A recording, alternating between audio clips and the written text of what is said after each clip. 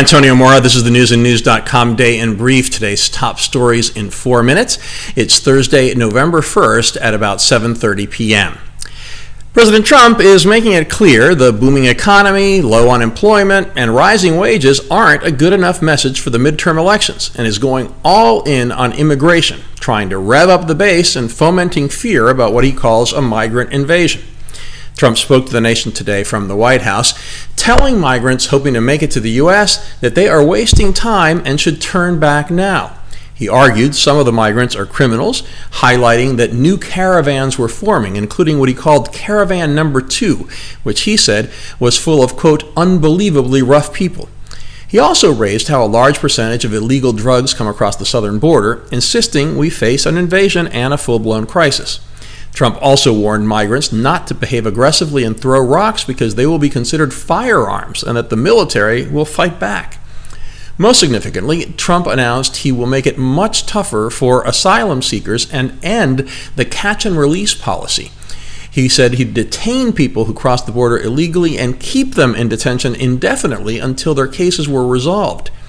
Also said that the U.S. would build massive numbers of tents to hold people, including families with kids, because existing facilities are being overrun.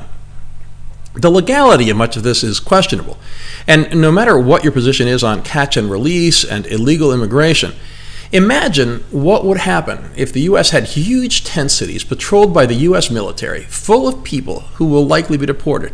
In the long run, it might achieve Trump's objective of curtailing illegal crossings. But think about what the outcry would be over what critics will certainly call concentration camps comparable to what Myanmar has done with the Rohingya people.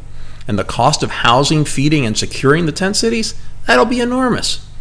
Immigration is a serious issue that neither party has been willing to address seriously. It is long past time to do that. A quick roundup of the other headlines. The synagogue shooter pleaded not guilty to 44 counts. Severe storms battered the South, killing at least 2 people. Google workers around the world abandoned their desks in protest of the company's sexual misconduct issues. White House economic advisor Larry Kudlow told Democrats to forget about raising taxes, even if they win back the House. And the Saudi crown prince reportedly described slain journalist Jamal Khashoggi as a dangerous Islamist a few days after he disappeared in a phone call with Jared Kushner and National Security Advisor John Bolton.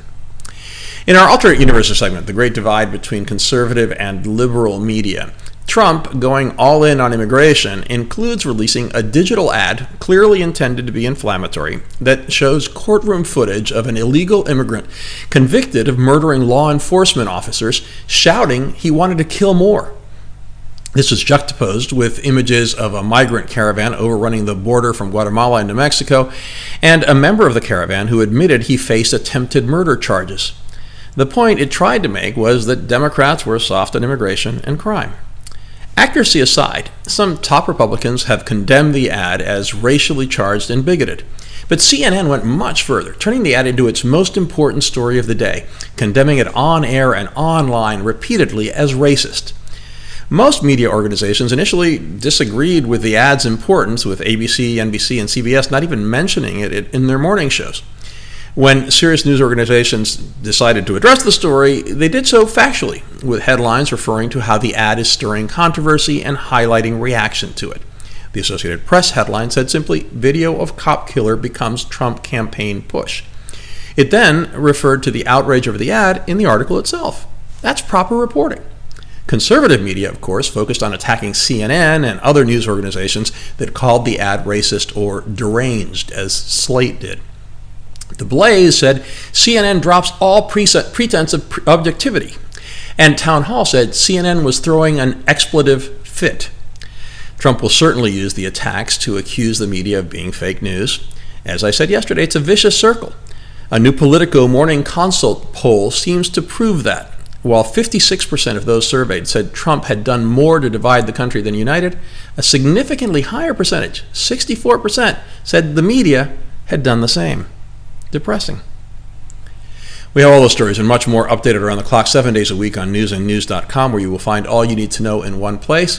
Please subscribe to our YouTube channel by clicking on the right of your screen just below this video. Please follow us on Facebook at Real News and News, and follow me on Twitter at AMoraTV. I'll see you again tomorrow.